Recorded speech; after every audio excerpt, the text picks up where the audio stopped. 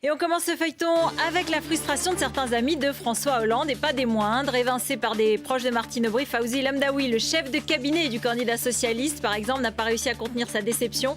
Dans plusieurs messages postés sur le réseau social Twitter, il se demande, je cite, « Que vaut l'homme politique sans le sens de la parole donnée? Que vaut un dirigeant si l'on ne peut plus se fier à ses engagements ?»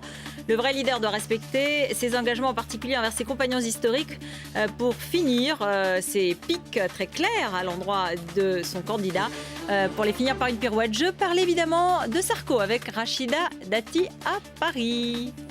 François Hollande peut se consoler en tout cas avec la petite phrase de François Bayrou, très sévère avec Nicolas Sarkozy. Celui-ci a du respect pour le candidat socialiste. Écoutez.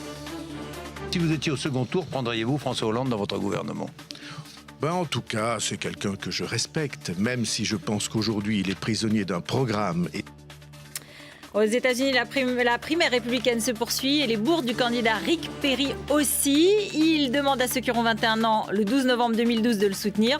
Sauf qu'aux États-Unis, on vote à partir des 18 ans et l'élection est le 6 novembre 2012. Écoutez. Those of you that will be 21 by November the 12th, I ask for your support and your vote. Those of you who won't be, just work hard.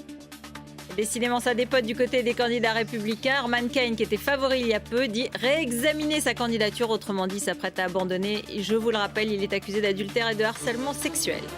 L'œil de Benjamin scrute ce soir la difficile campagne d'Eva Joly. Elle est de retour, regardez.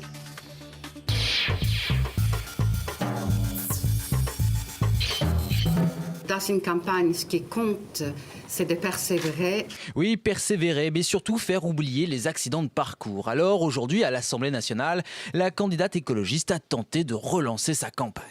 Je dirais que je trace ma route. Seulement, la route est encore loin d'être dégagée. Après l'accident Cécile Duflot et la saga de l'accord électoral passé avec le PS, la candidate a eu aujourd'hui du mal à exister parmi les siens, notamment aux côtés de Noël Mamère, qui, à force de l'épauler, donne surtout l'impression de la vampiriser. C'est pas de mon avis ?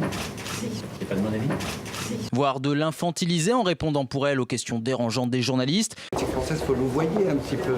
Écoutez, Madame Joly, c'est pas sa rigidité qui est sa faiblesse, c'est sa volonté, sa détermination. Oui, Eva Joly peine encore à exister, à faire entendre sa voix, souvent couverte par celle de ses bruyants camarades, à tel point que ce qui devait être une candidature de proposition n'est plus qu'une candidature de justification sur sa légitimité de candidate.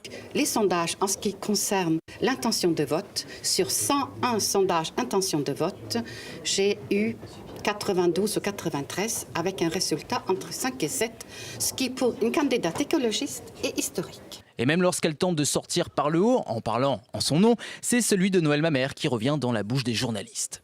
Vous allez battre Noël Mamère en 2002, là ? Je l'espère bien et je vais le faire avec son aide active.